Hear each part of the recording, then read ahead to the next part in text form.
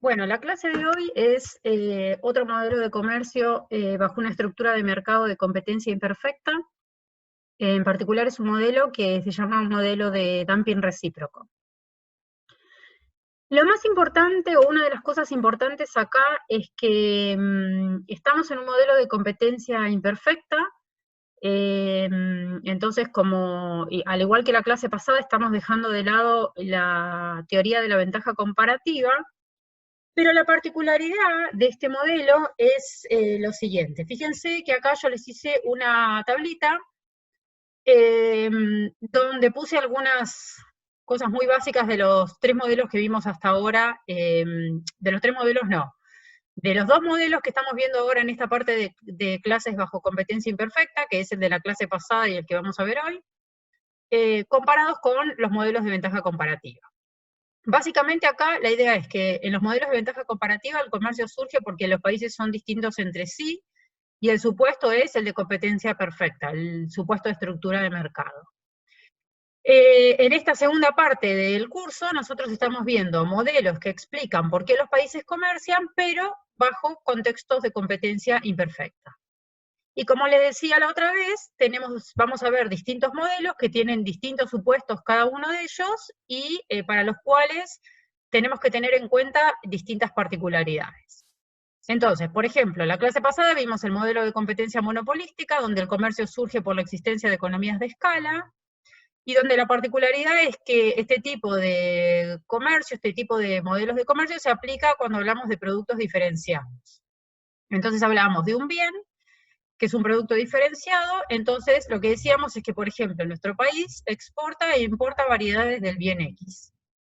Cuando en el caso de la ventaja comparativa hablábamos de que, por ejemplo, nuestro país exporta un bien e importa otro bien Y. Exporta X, por ejemplo, e importa Y. La particularidad acá es que en el modelo que vamos a ver hoy, que es un modelo de dumping recíproco y donde la estructura de mercado es una de oligopolio, el comercio surge por comportamientos estratégicos entre las firmas. O sea, no es algo que tenga que ver con la función de producción, ni las economías de escala, ni nada que venga por ese lado. Y el comercio se va a dar en un bien X, donde X va a ser un producto homogéneo, es decir, que X en ese sentido es parecido al X que tenemos acá. Y la particularidad además es que lo que vamos a ver es que en este modelo en particular, nuestro país, por ejemplo, exporta e importa el mismo bien X, ¿sí? Que a diferencia del modelo de competencia monopolística, donde lo que se importa e importa son variedades, acá no, acá es un producto homogéneo. Entonces es el comercio del mismo bien en dos direcciones. Lo que ocurre acá es que tenemos muchos tipos de bienes que tienen estas características, que son, digamos, no productos diferenciados, sino más bien productos homogéneos o bienes de estilo homogéneo, pero para los cuales los mercados o las estructuras de mercado no son perfectamente competitivas, ¿sí? Entonces, en ese sentido es un poquito distinto al modelo de la clase pasada. Nosotros en particular acá vamos a ver firmas que compiten a la Cournot. Esto va a ser un oligopolio, que en particular va a ser un duopolio, vamos a tener dos empresas, y el comercio acá lo que va a lograr es reducir el poder de monopolio y aumentar la competencia, y la posibilidad de que haya discriminación de precios va a ser la causa del comercio, ¿sí? Después vamos a ver en detalle cómo surge esto. Y lo que tenemos que tener en cuenta es, de nuevo, que mientras que en el modelo de ventaja comparativa hablábamos de las diferencias entre países como causas del comercio, en el modelo de competencia imperfecta, de competencia monopolística, son las economías de escala, en este modelo de hoy lo que da origen al comercio es el comportamiento estratégico entre las firmas. Bien, la primera cuestión es ¿qué es dumping? Cuando nosotros hablamos de dumping, lo que estamos diciendo es, en realidad tenemos que definir un concepto previo que es la discriminación de precios, y la discriminación de precios ocurre cuando una firma puede cobrar un precio distinto en un mercado que en otro. Cuando esos mercados son el mercado doméstico y el mercado internacional, esa discriminación de precios se llama dumping, ¿sí? Entonces ese es el concepto principal. Cuando hablemos de dumping recíproco, que va a ser el modelo puntual que vamos a ver que cada país realiza dumping en el otro, por eso es recíproco. Pero lo que quiero mostrarles acá es lo siguiente. Este punto 2.1 les muestra o habla, digamos, de el dumping que surge debido a las diferencias de las curvas de demanda que enfrenta un monopolista. ¿Sí? Esto es, un monopolista que puede discriminar precios, que enfrenta distintas curvas de demanda entre mercados, entre el mercado doméstico y el mercado extranjero, y eso hace que pueda cobrar distintos precios. ¿Sí? Entonces tendríamos acá el gráfico del mercado doméstico, el gráfico del mercado del resto del mundo, el gráfico del mercado integrado de nuestro país y del resto del mundo, y como el monopolista enfrenta distintas curvas de demanda, acá si bien no se ve mucho, un poquitito se ve, y enfrenta distintas elasticidades de esas curvas, acá está toda la demostración, lo que llegamos a ver es que para que el monopolista, o cuando el monopolista está maximizando beneficios de modo tal que se cumple que ingreso marginal total se iguala al costo marginal total, lo que tiene que pasar o lo que va a pasar es que el precio que se cobra en el mercado doméstico es mayor al precio que se cobra en el mercado extranjero. Y eso se ve gráficamente acá. ¿Sí? Entonces, eso es lo que tal vez ustedes hayan visto en alguna otra materia. ¿Sí? La discriminación de precios de un monopolista entre dos mercados, que justo nosotros ahora estamos diciendo que uno es el mercado doméstico y el otro es el mercado externo. Pero lo que hay que tener en cuenta es que en este modelo, la discriminación de precios que va a surgir no surge porque las demandas que enfrentan las firmas sean distintas, ¿sí? Sino que lo que vamos a ver es que vamos a tener dos demandas exactamente iguales. Y la discriminación de precios, insisto, va a surgir por esto que puse acá, comportamiento estratégico entre las firmas. ¿Sí? No es una cuestión de distintas curvas de demanda, sino de un comportamiento estratégico. Eso es fundamental. Entonces vamos a ver qué es el dumping recíproco. En nuestro modelo van a existir dos monopolios, es decir, dos firmas, una en nuestro país y otra en el resto del mundo. Cada una de ellas va a producir un bien y las firmas van a tener el mismo costo marginal y las firmas se enfrentan a las mismas curvas de demanda. Es decir, que tenemos un problema exactamente igual o una situación exactamente igual en nuestro país y en el resto del mundo. Vamos a suponer que existen costos de transporte, entonces, si en este modelo, dado los costos de transporte, las firmas cobran el mismo precio, como se trata del mismo bien, no va a haber comercio. Y únicamente en este modelo, si se introduce esta posibilidad de dumping, es decir, que haya una diferencia entre el precio que se cobra en el mercado doméstico y el precio que se cobra en el mercado extranjero, puede surgir el comercio. Entonces, lo que ocurre acá es que cada firma va a tener incentivos a invadir el otro mercado, porque en vez de vender unidades adicionales en el mercado doméstico, lo que repercutiría en un precio menor para el resto de las unidades, lo que hace la firma es decidir entrar en el mercado extranjero y generando ese efecto negativo en el resto del mundo.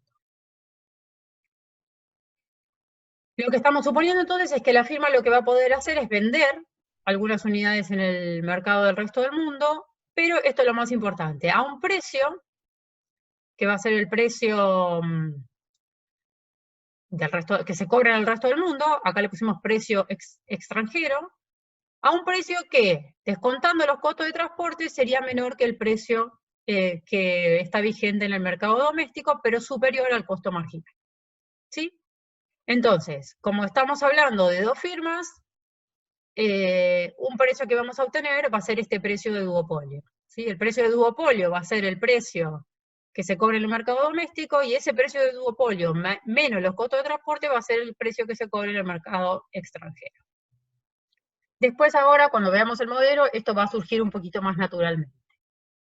Si las dos firmas hacen esto, ¿sí? Recuerden que tenemos dos monopolios, uno en nuestro país y otro en el resto del mundo, si las dos firmas lo hacen, lo que va a ocurrir es que cada firma cobra un precio menor en el mercado extranjero que en el mercado doméstico, entonces va a haber comercio en dos direcciones, el punto es que va a haber comercio, aunque no hubiera diferencia inicial en el precio de los bienes, e incluso aunque haya costo de transporte. ¿Sí? Tenemos costo de transporte y aún así hay comercio. Y esto es el dumping recíproco. El punto ¿cuál es? Que dado que existen costos de transporte y dado que estamos comerciando un mismo bien, de nuevo, lo que es importante acá es ver que cada uno de los monopolios produce el mismo bien, o sea que este bien va y viene Este modelo de dumping recíproco implica una pérdida de recursos en costes de transporte innecesarios, ¿sí? Porque no es que estamos comprando un bien del cual no podemos disponer o una variedad de un bien que no se produce domésticamente, sino que es el mismo bien que nos sale más barato comprarlo afuera. Y esto ocurre en los dos países. Entonces la lógica del modelo es distinta a la que estábamos acostumbrados hasta ahora, donde siempre el comercio surgía por alguna cuestión que venía por el lado de la tecnología o de las economías de escala, por ejemplo, o la dotación de factores. Entramos entonces en ver específicamente el desarrollo del modelo, que es el capítulo 4 del libro Rethinking International Trade. Lo que vamos a hacer es describir los supuestos, plantear cómo se visualiza el comercio en este modelo y después ver los efectos sobre el bienestar. Entonces, como dijimos, tenemos dos países idénticos, cada país tiene una sola firma que produce un bien Z, es decir, que hay un monopolio en cada país, existen los costos de transporte, la competencia es a la Cournot, la firma se elige en cantidad y considera a cada país como un mercado por separado, es decir, que entonces puede tomar su elección de cantidad para un país independientemente de la elección de cantidad para el otro país. Acá está lo de la percepción a la Cournot. Y acá hay algunas cuestiones de definiciones que son sencillas, pero que hasta que uno las aprende toman un tiempo. Nosotros vamos a llamar a X la producción de la firma de nuestro país para consumo de nuestro país. X estrella es la producción de la firma de nuestro país para consumo, acá me equivoqué, del resto del mundo. Después se los... Ah, no, está copiado acá, hay algo que está mal. Entonces, X estrella es la producción de la firma de nuestro país para el consumo del resto del mundo, después esto lo arreglo en el PowerPoint, que son las exportaciones de nuestro país.